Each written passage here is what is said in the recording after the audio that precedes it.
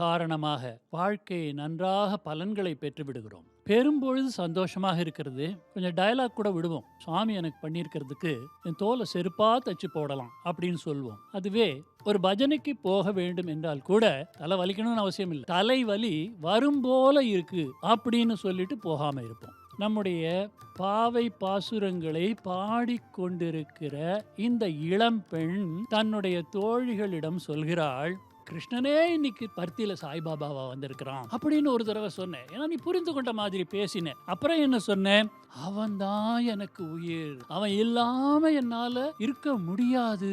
எல்லாம் கரெக்ட் தான். இப்போ கொஞ்சம் அவனுக்காக உன்னோட தூக்கத்தை தியாகம் பண்ணுன்னு காலங்காத்தால நான் வந்து கூப்பிடுறேன். எங்க போச்சு அந்த ஞானம் எல்லாம்? எழுந்திருக்க மாட்டேங்கிறியே, இப்படி தூங்கிட்டே இருக்கையே, இது கொஞ்சமாவது நியாயமா இருக்கா?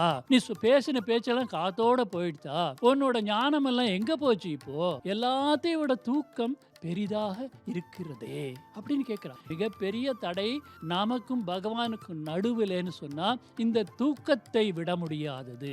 அதனாலே தோழி, வைரம் போன்ற புன்னகையை உடையவளே, வடிவெழில் கொண்டவளே, வா, கதை சொல்லிட்டே இருக்காதே, எழுந்திருக்கிற வழியை பாரு, நாம போய் பர்த்திபுரீசனை பிரசாந்தி வாசனை தரிசனம் செய்யலாம் என்று அழைக்கிறாள். பகவானை கட்டி போடணும்னா அவன் இஷ்டத்துக்கு தான் நாம கட்டி போட முடியும்.